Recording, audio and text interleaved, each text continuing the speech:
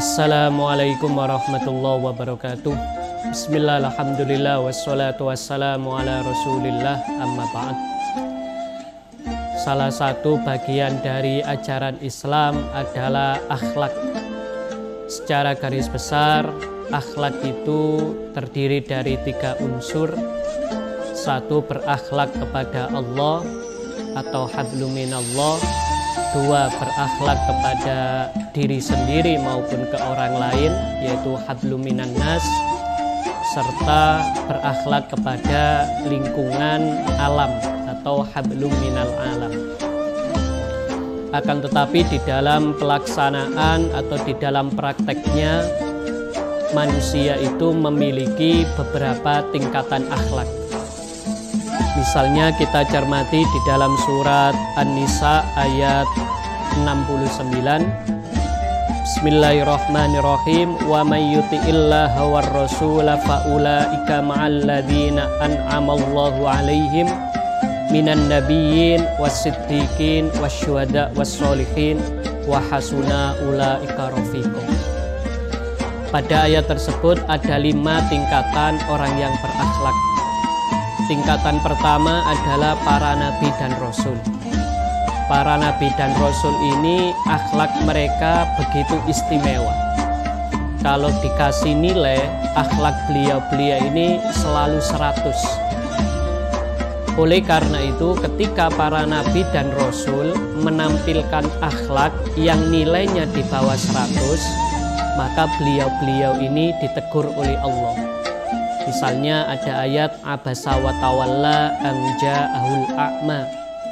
Ketika Rasulullah yang biasanya menampilkan akhlak bernilai 100, tapi ternyata beliau menampilkan akhlak di bawah itu, maka muncul teguran.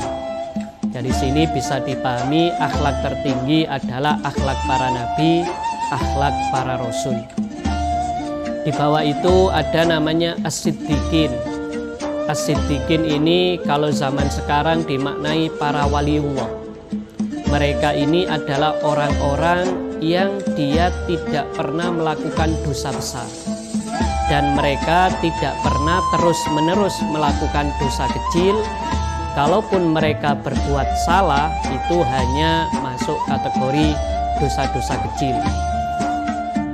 Di dalam konteks puasa, para waliullah ini disampaikan bukan hanya puasa tidak makan, tidak minum, bukan hanya mereka puasa menghindari hal-hal yang membatalkan puasa maupun menghanguskan pahala puasa, bahkan mereka ini meninggalkan hal-hal selain Allah.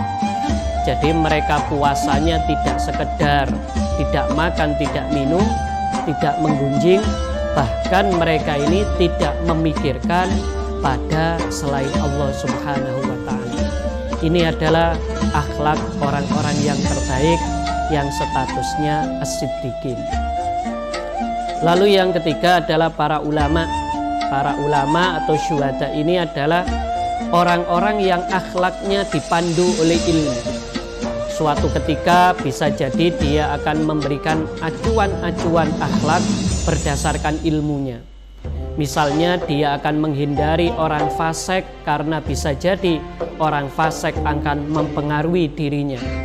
Tapi mungkin di kali lain dia akan berteman dengan orang fasik karena dia ingin membina orang fasik tersebut. Lalu di bawah itu adalah orang-orang soleh. Orang-orang soleh ini adalah orang yang akhlaknya sudah terinternalisasi, sudah meresap di dalam dirinya, sehingga misalnya dia dalam keadaan miskin tetap dermawan, dalam keadaan kaya juga tetap dermawan. Dan yang terakhir adalah kita sebagai orang muslim yang masih dalam tahap perjuangan, yang bisa jadi dalam satu momen kita menampilkan akhlak mulia, tapi di momen lain kita menampilkan akhlak yang tercela. Semoga kita bisa meneladani akhlak yang terbaik dari para nabi, para siddiqin, para ulama, para syuhada, serta para sholihin. Amin ya rabbal alamin. Wal afu minkum. Wassalamualaikum warahmatullahi wabarakatuh.